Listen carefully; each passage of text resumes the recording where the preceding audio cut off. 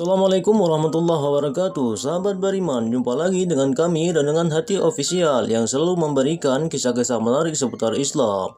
Sahabat beriman, dalam Islam percaya akan adanya malaikat Allah ialah rukun iman yang kedua. Kita meyakini yang bahwa setiap amalan yang kita kerjakan semua akan ditulis di malaikat dan akan dipertanggungjawabkan oleh Allah Subhanahu wa taala. Malaikat merupakan makhluk Allah yang taat dan selalu bertasbih kepada Allah. Namun, ada beberapa malaikat yang populer yang wajib kita ketahui, yaitu 10 malaikat. Di antaranya ialah Israel atau yang lebih dikenal dengan malaikat pencabut nyawa. Nah sobat, di video kali ini kita akan membahas bagaimanakah ciri-ciri malaikat Israel atau malaikat pencabut nyawa yang dikisahkan dalam Al-Quran atau hadis. Tapi sebelum masuk dalam inti videonya, alangkah baiknya tekan tombol like dan subscribe dan share ke teman-teman agar dapat bermanfaat kepada banyak orang. Sahabat beriman, malaikat Israel diciptakan oleh Allah Subhanahu wa taala berwujud seperti malaikat Mikail, baik wajahnya, ukurannya, kekuatannya, lisannya dan sayapnya.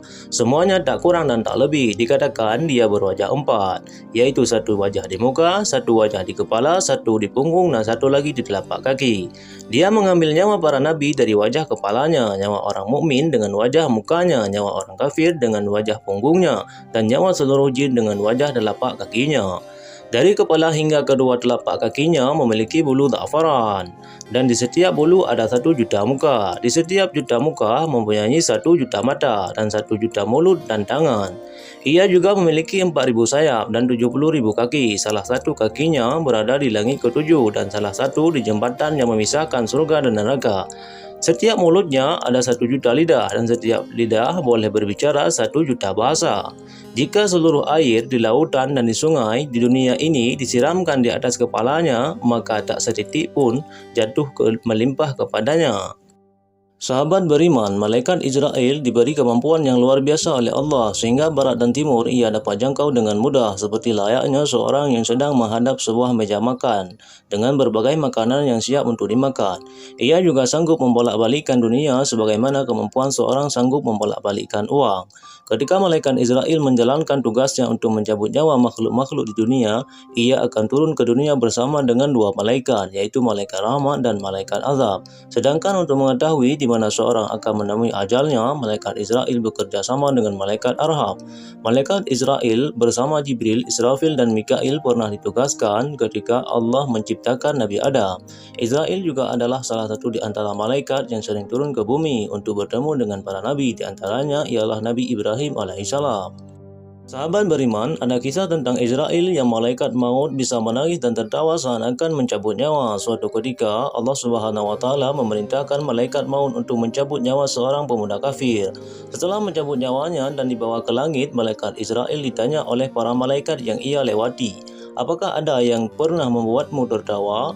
Israel menjawab, "Ketika aku bersiap-siap untuk mencabut nyawa seorang, aku melihatnya berkata kepada pembuat sepatu, 'Buatlah sepatu sebaik mungkin supaya bisa dipakai selama setahun.' Lalu aku tertawa, karena sebelum sempat orang tersebut memakai sepatu, nyawanya sudah cabut." Para malaikat pun kembali bertanya, "Apakah kamu tak pernah sekali merasa kasihan saat mencabut nyawa?" Malaikat maut pun menjawab, "Iya, sebenarnya aku pernah merasa iba. Saat itu aku ditugaskan untuk mencabut nyawa seorang ibu yang baru melahirkan putranya di tengah hutan sendirian. Aku merasa iba terhadap ibu karena harus berpisah dengan bayi tersebut dan meninggalkannya sendirian di tengah hutan. Aku juga merasa iba terhadap nasib bayi tersebut karena sendirian di tengah hutan." Kemudian malaikat itu kembali bertanya, "Apakah kamu tahu siapa roh yang baru saja kamu cabut ini?" "Dia adalah bayi dari ibu yang kamu ceritakan tadi." Mendengar hal ini, malaikat maut pun bersujud kepada Allah Subhanahu wa taala dan berkata, "Ya Allah, hamba memohon ampun kepadamu dan memohon terhindar dari makarmu, karena sesungguhnya hanya engkaulah yang maha berkehendak apakah seorang hamba engkau akan jadikan ahli surga atau neraka." Itulah kisah malaikat maut Israel sang pencabut nyawa yang diciptakan serupa dengan malaikat Mikail. Hanya sekian dan semoga bermanfaat. Assalamualaikum warahmatullahi wabarakatuh.